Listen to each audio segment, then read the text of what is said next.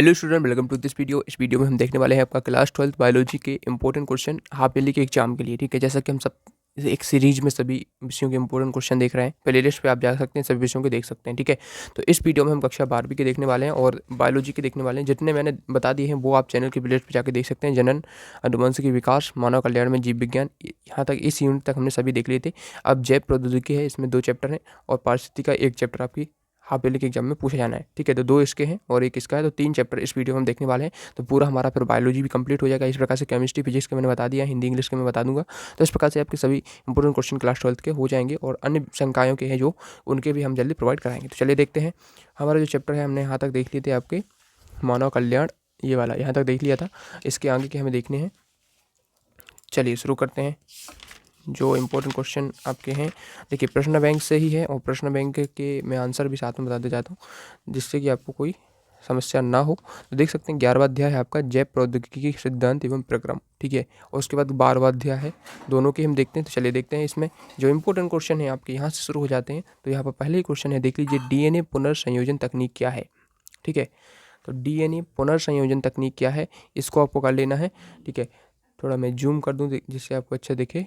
तो देख सकते हैं पहला है क्वेश्चन, डीएनए पुनर्संयोजन तकनीक क्या है। तो इस पर आप टिक कर लेंगे, ये इंपॉर्टेंट क्वेश्चन आपको हो जाएगा। इसका आंसर भी आप देख सकते हैं। ठीक है, उसके बाद देखिए रिकॉम्बिनेंट डीएनए तकनीक में उपयोग किए जाने वाले एंजाइम का नाम लिखना है। तो इसको सेकंड वाले को टिक कर लेना, उसको अच्छे से याद कर लीजिए। ठीक है, उसके बाद थर्ड क्वेश्चन है पैलिंड्रोमिक डीएनए क्या है। देखिए इस चैप्टर से आप देखेंगे 11वें अध्याय से जो जो पूछे जाने, 11वां अध्याय है आपका जैव प्रौद्योगिकी। इसमें से देख सकते हैं 5 नंबर का पूछा जाना, 2 नंबर का एक और यहाँ पर 5 नंबर का एक पूछा जाना है। ठीक है, तो 2 और 5 के हिसाब से पूछे जाने, तो 2 नंबर वाले हमें करने हैं और उसके साथ ही 5 नंबर वाले करने हैं। ठीक है, ऑब्जेक्टिव भी आपका, ठीक है, ऑब्जेक्टिव इसमें 5 ऑब्जेक्टिव पूछे जाने हैं। ठीक है, तो टोटल 12 नंबर का पूछे जाना है और 2 चैप्टर हैं केवल।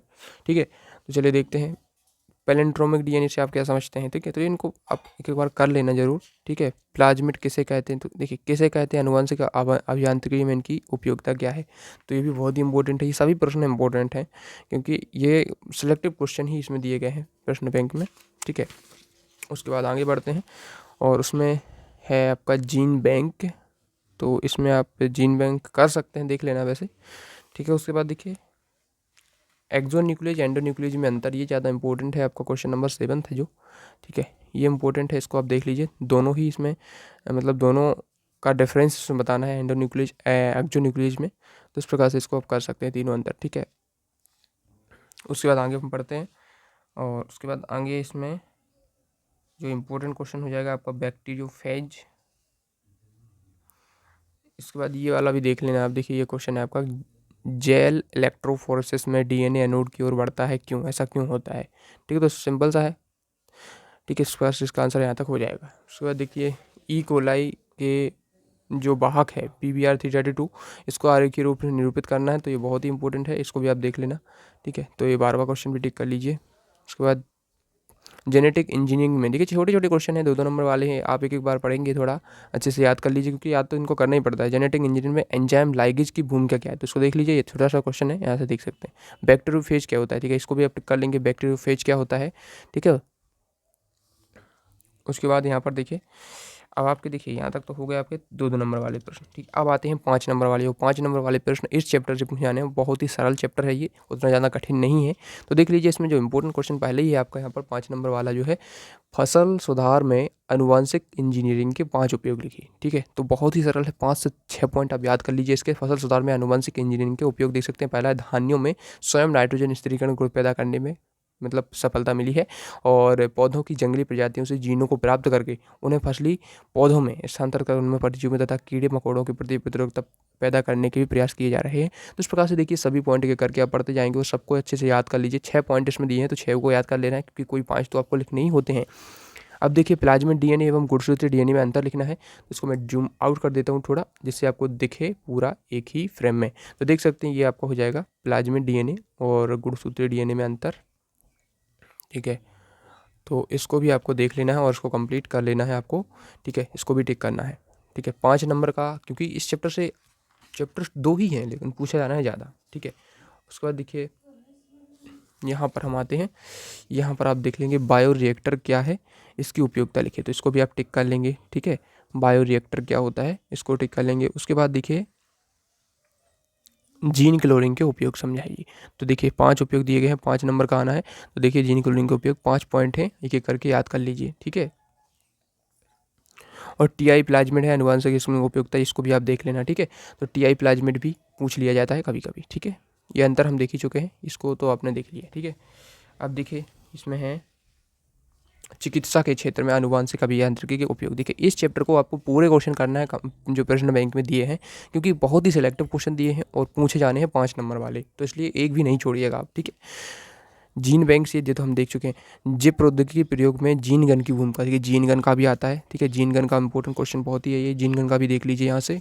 उसके बाद देखिए 10वां है आनुवंशिकी इंजीनियरिंग की महत्ता, उसके 5 उपयोग लिखिए, ठीक है। तो यहाँ से हो जाएगा, ठीक है। ये भी आपका 5 नंबर का प्रश्न आता है, तो 5 नंबर के हिसाब से इसको थोड़ा अच्छे से पढ़ लेना आप। और देखिए इसके उपयोग देख लीजिए कि औद्योगिक उपयोग होते हैं, चिकित्सीय उपयोग होते हैं, ठीक है। दूसरा चिकित्सीय उपयोग हो जाएगा। उसके बाद तीसरा हो जाएगा जीन संरचना अभिव्यक्ति में परिवर्तन, ठीक है। उसके बाद चौथा हो जाएगा, उसके बाद 5वां हो जाएगा, ठीक है। तो चौथा 5वां देख लीजिए, हाँ। और 11वां क्वेश्चन भी, ठीक है। तो इस प्रकार से आप देखेंगे इस चैप्टर के एक भी क्वेश्चन ऐसा नहीं है जो इंपॉर्टेंट नहीं है, क्योंकि इसमें जो क्वेश्चन है वो सिलेक्टिव ही दिए हैं और डेफिनेटली क्योंकि 5 नंबर वाले आने हैं ना, बड़े बड़े नंबर के, तो इसलिए पूरे करने चाहिए आपको, ठीक है। और ज़्यादा कठिन है नहीं, थोड़ा थ्योरेटिकल है पूरा, इसको थोड़ा देख लेंगे आप अच्छे से और उसको याद कर लेंगे। पुनर्संयोजन डीएनए तकनीक के महत्व उपयोग लिखना है, तो इसका यहाँ तक हो जाएगा, आप कोई 5 6 कर सकते हैं, ठीक है। अब अगला चैप्टर देखते हैं, जैव प्रौद्योगिकी एवं उसकी उपयोगिता, ठीक है। तो 12वां चैप्टर भी देख लेते हैं। इसमें देखिए इसमें वही है, मतलब उसी यूनिट में है, तो इसमें से भी 5 नंबर का ऐसा आएगा कि एक उसमें से दे देंगे, एक इसमें से दे देंगे, तो जो भी आपसे बने। तो ऐसा भी कर सकते हैं कि किसी एक चैप्टर को पूरा पढ़ लीजिए और किसी एक को बिल्कुल छोड़ दीजिए, तो भी बन जाएगा आपसे, क्योंकि लेकिन ऑब्जेक्टिव नहीं बनेगा, ऑब्जेक्टिव तो करना पड़ेगा दोनों से ही, लेकिन क्वेश्चन बन सकता है, क्योंकि अथवा में इसका आता है एक उसका आता है, ठीक है। स्टेम सेल प्रौद्योगिकी क्या है, तो ये उतना नहीं है इंपॉर्टेंट, फिर भी पारजीनी जीवाणु क्या है ये इंपॉर्टेंट है, इसको टेक कर लेना, ठीक है। बायोपायरेसी या जैव चोरी क्या होती है इसको भी देख लेना, ये इंपॉर्टेंट है। गोल्डन राइस ये बहुत इंपॉर्टेंट है, गोल्डन राइस क्या होते हैं, ठीक है। और क्राइप्रोटीन तो बिल्कुल डेफिनेटली आने वाला है, 3 स्टार इस पर कर लीजिए आप, बिल्कुल आएगा 100%। क्राइप्रोटीन क्या है, ठीक है। क्राई प्रोटीन का आप देख लीजिए, यहाँ से आपका हो जाएगा। उसके बाद देखिए कृत्रिम रूप से इंसुलिन का निर्माण किस प्रकार किया जाता है, तो ये हमें आगे देखना है, ठीक है। यहाँ पर लिखे हुए ना, देखिए विश्लेषण उत्तर, तो ये हमें आगे सभी क्वेश्चन देखने हैं, ठीक है, क्योंकि ये बड़े नंबर वाले प्रश्न है और 5 नंबर में पूछे जाएंगे, ठीक है। इंटरफेरॉन बहुत ही इंपॉर्टेंट क्वेश्चन है, ठीक है। और ये आगे हम देखेंगे अभी, ठीक है। जीन चिकित्सा क्या है इसको भी देख लीजिए, इसको टिक कर लीजिए, जीन चिकित्सा बहुत ही इंपॉर्टेंट है। और एडिनोसिन डी अमाइनेज की कमी के मतलब उदाहरण देते हुए उसको सही से समझाना है, तो देख सकते हैं इसका यहाँ से यहाँ तक हो जाएगा। और उसके बाद यहाँ से आगे आप देख लेंगे, इसका पूरा चित्र बनाना है, ठीक है। हाँ ये भी इंपॉर्टेंट है, अनुवांशिक रूप से रूपांतरित फसलों की लाभ हानि की तुलना करना है, बायो पेटेंट, सभी इंपॉर्टेंट क्वेश्चन बिल्कुल एक ही क्वेश्चन इसमें इस चैप्टर का नहीं छोड़ना है, क्योंकि बहुत ही सरल चैप्टर है। और देखिए बायो पेटेंट का आप देख लीजिए, क्वेश्चन रहा आपका और इसका आंसर यहाँ से रह जाएगा, ठीक है। यहाँ से आ जाएगा आपका, ठीक है, मतलब वहीं से शुरू हो गया आंसर कुछ, तो यहाँ से हो जाएगा, देखिए यहाँ से, और फिर हो जाएगा आपका यहाँ से, तो ये आपका पूरा इसका आंसर हो जाएगा। बायो पेटेंट के उदाहरण आप देख सकते हैं और यहाँ से चलते पूरा आपको, क्योंकि 5 नंबर का विश्लेषणात्मक बड़ा प्रश्न है, ठीक है। उसके बाद देखिए ये है आपका पारजीनी जंतु यानी ट्रांसजेनिक जंतु क्या होते हैं, ये बिल्कुल 5 नंबर के हिसाब से बहुत इंपॉर्टेंट क्वेश्चन है, तो इसको देख लेना।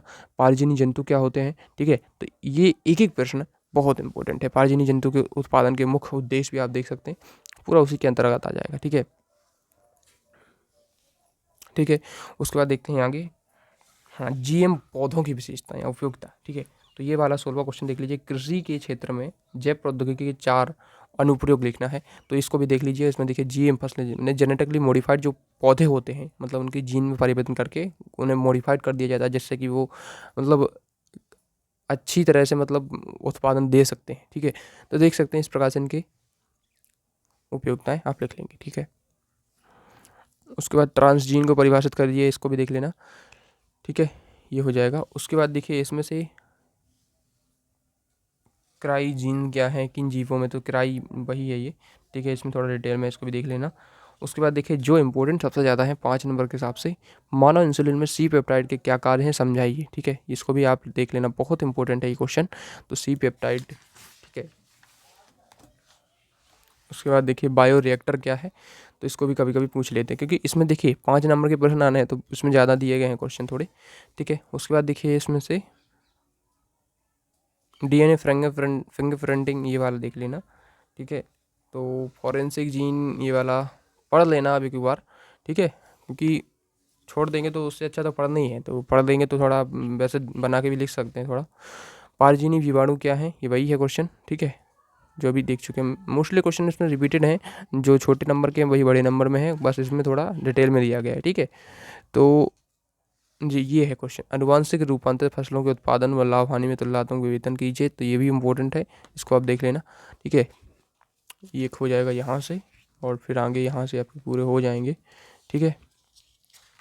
उसके बाद देखते हैं आगे, कृत्रिम रूप से इंसुलिन का निर्माण कैसे किया जाता है, ये इम्पोर्टेंट, बहुत ज़्यादा इम्पोर्टेंट है, ठीक है। कृत्रिम रूप से इंसुलिन का निर्माण कैसे किया जाता है, इसको जरूर करना आप, ठीक है। यहाँ तक हो जाएगा। उसके बाद देखिए इसका इसमें पूरा डायग्राम भी आप समझा सकते हैं, तो यहाँ तक आपका डायग्राम भी हो जाता है यहाँ तक, ठीक है। उसके बाद देखिए बढ़ते हैं आगे, तो इंटरफेरॉन क्या है, इसके 3 प्रकार लिखिए, ठीक है। तो ये इंटरफेरॉन का भी देख लेना आप, ठीक है। और उसके बाद देखिए काफ़ी बड़े नंबर के प्रश्न है, तो इसमें तो काफ़ी ज़्यादा दिया गया है, तो इसको आप थोड़ा शॉर्ट भी कर सकते हैं, ज़रूरी नहीं है कि पूरा ही पढ़ना है।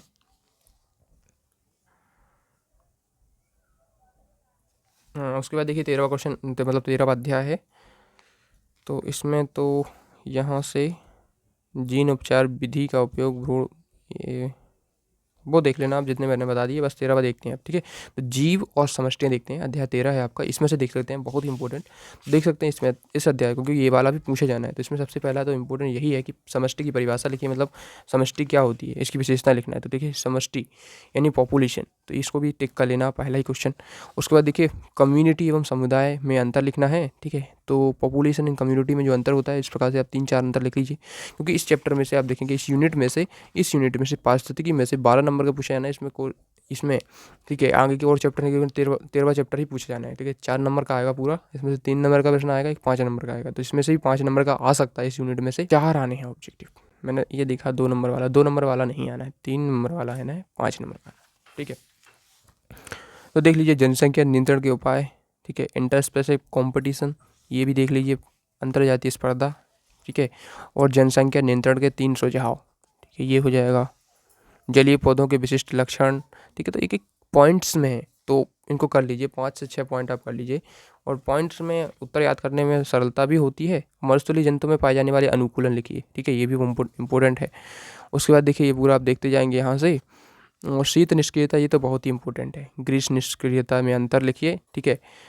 तो ये भी आप टिक कर लेंगे,